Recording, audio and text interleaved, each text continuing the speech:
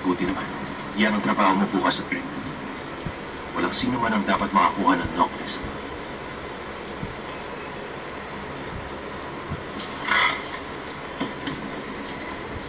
Gaano kalayong naaabot ito?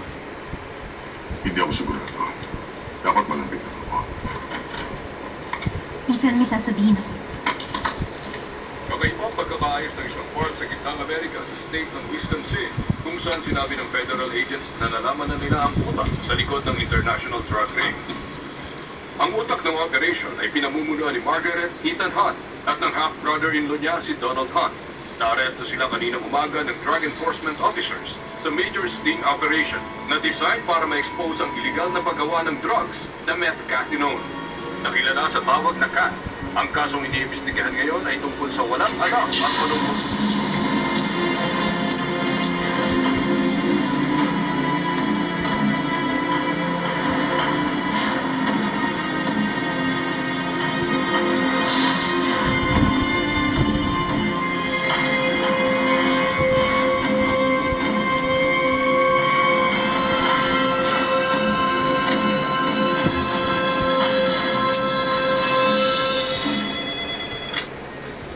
Edridge, mukhang binisita mo na yung matatanda.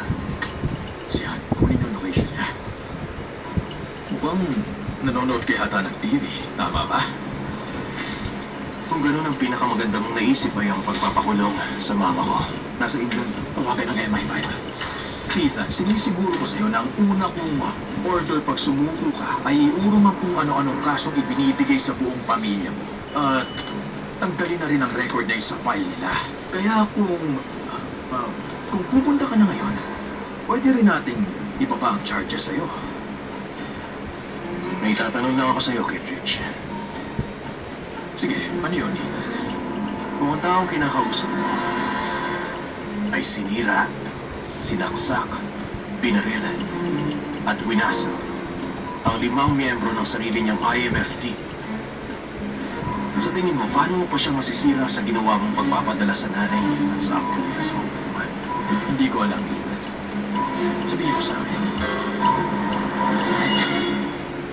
Wala na siya. 3 minuto pa sana. Gusto niya lang ipaalam sa akin na nasa London siya.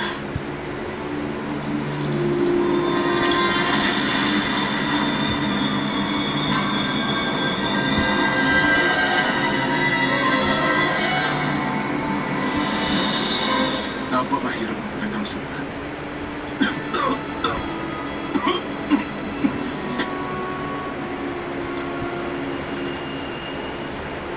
Nung sumunod na araw nagawa ko makabalik sa safe house, hindi na kita inabutan. Pagkatapos, chinek ko ang alias na.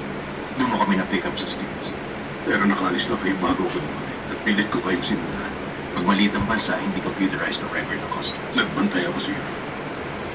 Nung nagpakita ko sa iyo, madali na.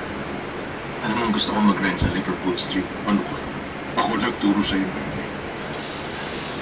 Oo, alam ko yan. Jim, nahihirapan ka na. Magpa-check up ka, hindi ka nga makaupo ng diretsyo. Kaya kong umupo ng diretso. Yan, hindi nga lang diretso-diretso. Magpupulas ka na. Huwag mo akong alalahanin. Ethan, nakita kong pumalsa ang traidor. Si Kittredge yun. Si Kittredge. Si Kittredge, Ethan.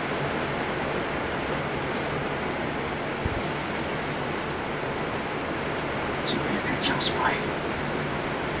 Oo nga, tama ka, Jim.